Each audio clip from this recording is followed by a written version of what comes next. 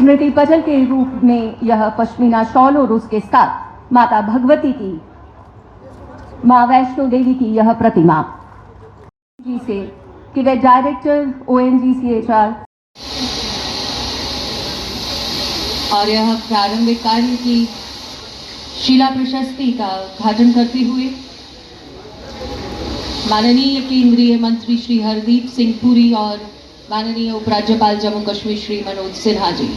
काम हो रहा है, हम विकसित देश 2047 से पहले ही बन जाएंगे। उन्होंने साथ में ये भी कहा है कि हमें जो अपना कॉलोनियल माइंडसेट है उससे छुटकारा लेना है।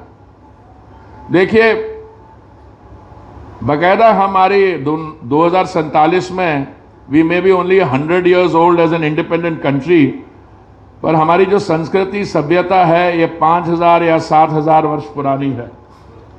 दो दुनिया में एंशिएंट सिविलाइजेशन मानी जाती हैं, जैसे चीन की सिविलाइजेशन या मेसोपोटामिया में, वेस्ट एशिया में इजिप्शियन सिविलाइजेशन और इंडस वैली सिविलाइजेशन। मैं आपको बताना चाहता हूं, इन तीनों में से हमारी एक लिविंग सिविलाइजेशन, हम वाराणसी जो 1000 वर्ष पुराना शहर है उसको हम मॉडर्नाइज कर रहे हैं, उसमें स्मार्ट सिटी के हम फीचर्स दे रहे हैं। पर दुख की बात यह है कि कई हम में से हमारी जो सिविलाइजेशनल इथॉस है कई हजार वर्ष की, क्रिकेट के साथ तो जानकारी है। तो ये जो अभी आपने आदरणीय मनोज सिन्हा जी से सुना, इसको हम क्रिकेट में फिक्स्ड मैच कहते हैं। फिक्स्ड मैच का मतलब है कि उसका नतीजा पहले पता होता है। देखिए, मेरे लिए पर्सनली मेरा सौभाग्य है कि ऐसे शुभ अवसर पर मैं पर्सनली आ पाया। वो इसलिए आ पाया कि मनोज सिन्हा जी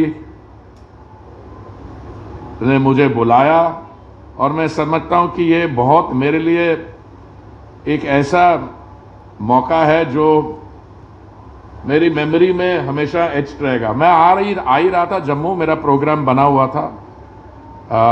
हमारे जो 9 साल के माननीय मोदी जी के कार्यक्रम है 9 साल के, उसके बारे चर्चा करने मैं अगले भी कुछ दिनों में फिर आने वाला हूं, 16, 17, 18, 19 को, as part of the same program. तो जब मनोज जी का फोन आया कि आप आ ही रहे हैं तो आप इस कार्यक्रम में भी जुड़िए, तो मैं उनका धन्यवाद करना चाहता हूं जी से। जब मैंने इस पे जांच की और मैंने कहा भाई, कॉर्पोरेट सोशल रिस्पॉन्सिबिलिटी जिसको CSR कहते हैं, इसकी शुरुआत जब हुई, मैं उस समय जिनीवा में संयुक्त राष्ट्र में भारत का राजदूत था या स्थायी प्रतिनिधि था, तो मुझे इसके बारे कुछ जानकारी है क्योंकि इसकी कॉन्सेप्चुअलाइजेशन में भी हमारा थोड़ा हाथ था। सोली सौरभ जी थे उस समय सब कमीशन ऑन ह्यूमन राइट्स में भारत के रिप्रेजेंटेटिव।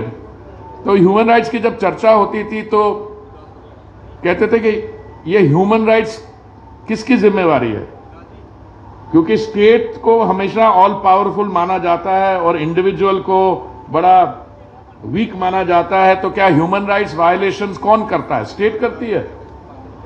ये पुरानी थिंकिंग है ब्रिटिश पॉलिटिकल साइंस की। इस पवित्र कार्य के शुभारंभ की प्रतीक्षा कई महीनों से थी, लेकिन इस प्रतीक्षा में जो दैवीय रहस्य है, पहले मैं उसकी चर्चा करना चाहूँगा।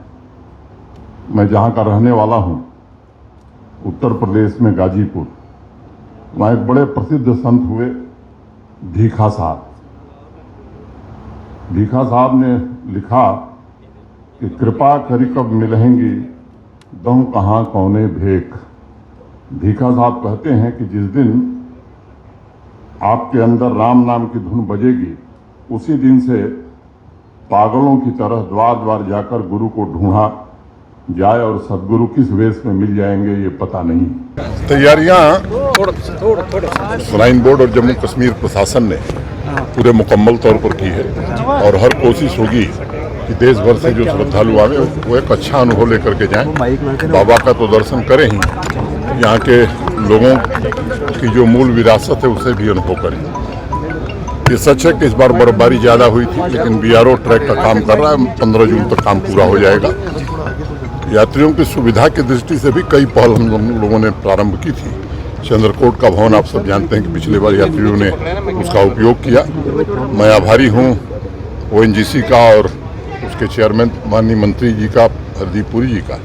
ओएनजीसी ने 51 करोड़ रुपए इस यात्री भवन के निर्माण के लिए दिया है और आप सबने सुना कि 4 भवन और यात्रियों के लिए बनाने में मंत्री जी मदद करेंगे। ओएनजीसी और इंडियन ऑयल कॉर्पोरेशन के सहयोग से पूरा होगा।